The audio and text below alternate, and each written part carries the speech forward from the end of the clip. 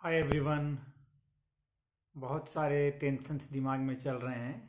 बहुत लोगों के चल रहे होंगे रिगार्डिंग द रिजल्ट। कई लोग के डाउट्स हैं कि सर हमारे मार्क्स कम हो गए हैं। कई लोग को डाउट है कि सर हमारे मार्क्स बढ़ गए हैं। तो जिनके बढ़े हैं वो तो बहुत खुश हैं, खुशी की बात भी है। पर जिनके कम हुए हैं वो बहुत ही ज़्यादा डिसअपॉइंट हैं। खासकर जिनके रैंक्स ज़्यादा बढ़ गए, मीन्स पहले मान लीजिए 1 पे था, वो 10 पे पहुंच चुका है, मीन्स रैंक जिनकी पीछे चली गई है, तो उनको ज़्यादा दुख होगा, स्वाभाविक सी बात है।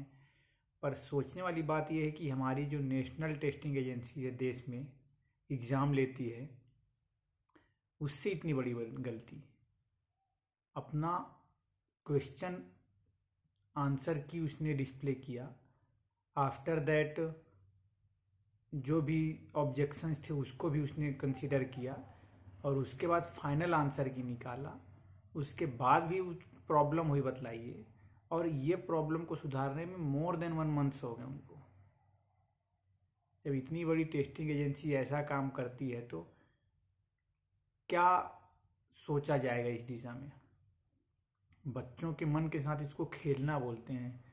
जो बच्चे पहले खुश थे उनके माइंड सेट बहुत कुछ, कई बच्चों के माइंड सेट बहुत बदले हैं, जो कि मेरे हिसाब से बहुत ही गलत चीज़ है बच्चों के पॉइंट ऑफ व्यू से अगर अपन देखा जाए तो। क्योंकि इतनी बड़ी इंस्टीट्यूट है, सोच इतनी बड़ी संस्था है जो ये ऑर्गेनाइज करवा रही है, तो क्या 100 क्वेश्चंस अच्छे से सेलेक्ट नहीं कर सकते? क्या उनके आंसर्स अच्छे से वो सेलेक्ट नहीं कर सकते? और अगर इन केस कोई गलती भी हो रही है तो इतना समय लगता है डिले करने में कि पहले आप एक नया स्कोर कार्ड देते हो और उसी एग्जाम के लिए फिर से नया स्कोर कार्ड दे रहे हैं, जिसमें रैंकिंग जो चेंजेस हो रही है ये थोड़ा सा बहुत ही ज़्यादा दुखदाई हो जाता है लोगों के लिए। बट हाँ, जो ट्रूथ है उसको तो मानना ही पड़ेगा।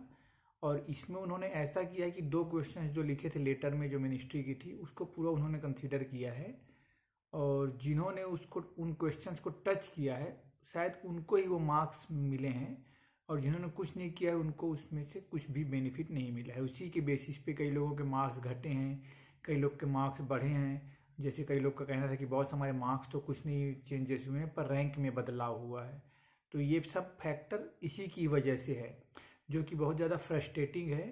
और पता नहीं क्यों आयुष डिपार्टमेंट में ही ऐसा प्रॉब्लम होता है। क्या हम लोग इतने अवेयर नहीं हैं अपने राइट्स को लेकर, या फिर हम लोग हमारी एग्ज़ाम्स को बहुत ही इजी वे में ले लिया जाता है? ये एक सोचने का विषय है ऊपर की जो हायर अथॉरिटीज़ हैं उनके लिए भी, और हम सब स्टूडेंट्स के लिए भी जो हम एग्ज़ाम्स दे रहे हैं।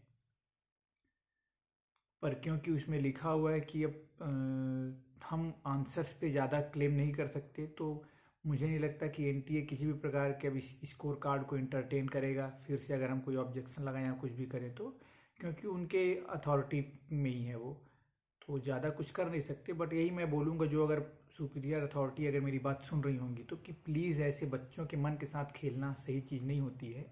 कोई भी आंसर की निकालने के पहले या फिर आप क्वेश्चन सेलेक्ट करने के पहले, उनके आंसर सेलेक्ट करने के पहले एक बार अपन अच्छे से प्रिपेयर तो कर सकते हैं ना। 100 क्वेश्चन छांटने हैं आपको, बच्चे ऐसी गलतियां करते हैं। नेशनल टेस्टिंग एजेंसी है जो देश भर की इतने सारी क्वेश्चंस या इतने सारे एग्जाम्स कंडक्ट करवा रहे हैं, उनसे ऐसी गलतियां होना, और मैंने तो पहली बार ऐसा सुना है कि, और वो भी आयुर्वेद के फील्ड में ही ऐसा हो रहा। तो ये थोड़ा सा दुखदाई लगा है मुझे बच्चों के लिए। तो मैं चाहूँगा कि इन फ्यूचर ऐसा कुछ ना हो, उसके लिए ज़रूर कुछ ना कुछ कदम उठाए जाएं। और स्टूडेंट्स से भी बोलूँगा कि हमको ही थोड़ा सा अवेयर होना पड़ेगा, और अपने अधिकार कभी कभी छीनने पड़ते हैं, तो कभी कभी एग्रेशन भी ज़रूरी है। तो दोबारा ऐसी गलतियाँ ना हो इसके लिए भी हमें अवेयर रहना है। और बाकी जिनका भी जो भी परिणाम है वापस से अपने परिणाम देखिए। बहुत से चेंजेस आए हैं, मिनिमम 4-5 रैंक से लेकर मैक्सिमम टू मैक्सिमम 200-400 रैंक तक के भी डिफरेंस मैंने देखे हुए हैं, जो कि एक्सेप्ट करने ही पड़ेंगे। पहले के रैंकिंग भी और स्कोर्स भी एक्सेप्टेबल थे हमारे लिए, और अभी के भी एक्सेप्टेबल है। तो चलिए, किस वजह से ऐसे चेंजेस हुए हैं अब ये तो अंदर की बातें, कोई से कुछ बतला नहीं रहा है। मैंने कोशिश तो की बात करने की, पर एनटीए कोई भी प्रकार का इंटरटेन नहीं करेगा इसके मामले में। और काउंसलिंग अथॉरिटी ने भी सब कुछ अपना शो कर दिया है कि कब क्या होने वाला है, तो हम इस चीज़ को छोड़कर काउंसलिंग पे फोकस करते हैं। और जिसको जैसी भी प्रॉब्लम होगी आप मुझे बताइएगा, हम कोशिश करेंगे हेल्प करने की। मेरे मन में बहुत ज़्यादा गुस्सा था, पर अब थोड़ा सा मैंने पोलाइट वे में बात करने की और बात बतलाने की आपको कोशिश की है कि प्लीज़ अगर कोई अथॉरिटी मेरी बात सुन रही है तो ऐसा बच्चों के साथ खेलना आप खुद कर सोच कर देख लीजिए, सही चीज़ नहीं है।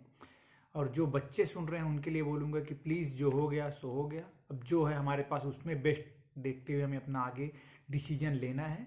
तो घबराइए नहीं। All the very best to all of you. और जितना हो पाएगा हम उतना हेल्प करके अच्छे से अच्छे कॉलेज और सब्जेक्ट हम ढूंढने की कोशिश करेंगे। अदरवाइज मैं जो हमेशा बोलता हूँ, work hard dream big. Thank you.